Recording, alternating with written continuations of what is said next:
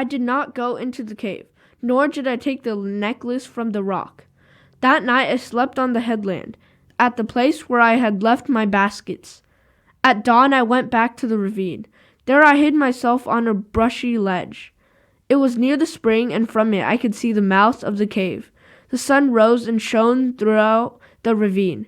I could see the necklace lying on the rock. The stones looked blacker than they had in the darkness, and there were many of them.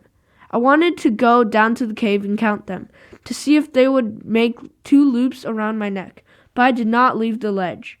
I stayed there all the morning. The sun was high when Rontu barked, and I heard steps below me. The girl came out of the brush singing. She walked into the cave, but when she saw the necklace lying on the rock, she grew quiet.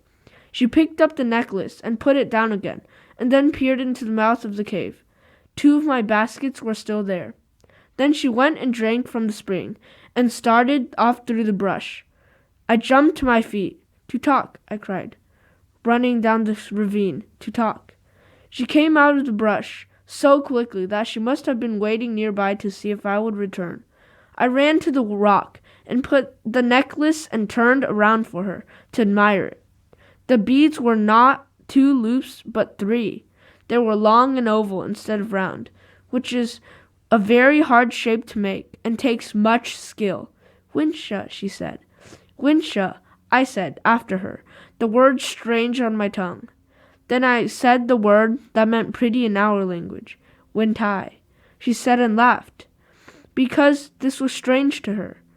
She touched the necklace, giving the word for it, and I gave mine. We pointed out other things, the spring, the cave, a gull flying, the sun and the sky, Rontu asleep, trading the names for them, and laughing because they were so different. We sat there on the rock until the sun was in the west, and played this game. When Tutak rose and made a gesture of farewell. "Mene," she said, and waited to hear my name. "Juana Maria," I answered, which, as I have said, means the girl with the long black hair. I did not tell her my secret name. "Mene, Juana Maria," she said. "Pese no, Tutak," I replied. I watched her go through the brush. I stood for a long time listening to her footsteps, until I could hear them no more, and then I went to the headland and brought the baskets back to the cave. Tutak came again the next day. We sat on the rock in the bright sun, trading words and laughing. The sun went fast in the sky. Time came soon, when she had to leave, but she returned on the day that followed. It was on this day, when she was leaving, that I told her my secret name. "Karana," I said, pointing to myself. She repeated the word, but she did not understand what it meant. "Juana Maria," she said, frowning. I shook my head. Pointing again to myself, I said, "Karana." Her black eyes opened wide. Slowly, she began to smile. "Pese no, Karana," she said. That night I began to make a gift for her, in return for the necklace she had given me. At first I thought I would give her a pair of my bone earrings, but remembering that her ears were not pierced, and that I had a basket of abalone shells already flaked into thin discs, I set about making a circlet for her hair. I bored 2 holes in each of the discs, using thorns and fine sand. Between them, I put 10 olivilla shells, which were no larger than the tip of my little finger, and threaded them all together with sinew. I worked 5 nights on the circlet, and on the 5th day, when she came, I gave it to her, putting it around her head and tying it in the back. "Winsha," she said, and hugged me. She was so pleased that I forgot how sore my fingers were from boring the holes in the hard shells. Many times she came to the cave, and then one morning she did not come.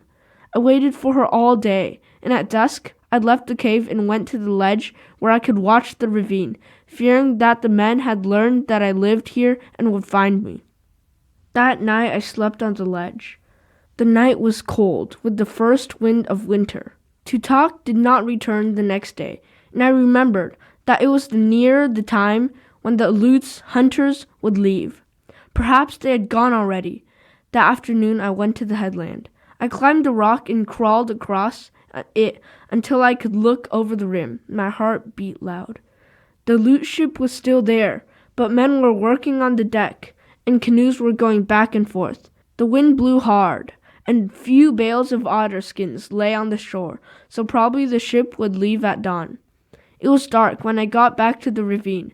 Since the wind was very cold, and I was no longer afraid that the Lutes would find me, I made a fire in the cave and cooked a supper of shellfish and roots. I cooked enough for Rontu and me, and for Tutok. I knew Tutok would not come, yet I put her food beside the fire and waited. Once Rontu barked, and I thought I heard the sound of footsteps and went to the opening and listened. I waited a long while and did not eat. Clouds moved from the north, covering the cold sky. The wind grew louder and made wild noises in the ravine. At last, I closed the mouth of the cave with stones. At dawn, I went to the headland. The wind had died. Fog lay over the sea, washing against the island in gray waves.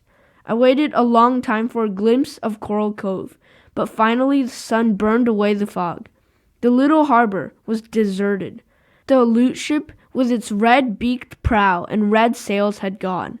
At first, knowing that I now can leave the cave and move back into my house on the headland, I was happy. But as I stood there on the high rock, looking down at the deserted harbor and the empty sea, I began to think of Tutok. I thought of all the times we had sat in the sun together. I could hear her voice and see her black eyes squinting closed when she laughed. Below me, Rontu was running along the cliff, barking at the screaming gulls. Pelicans were chattering as they fished the blue water. Far off, I could hear the bellow of a sea elephant, but suddenly, as I thought of Tutok, the island seemed very quiet. This is the end of chapter 22.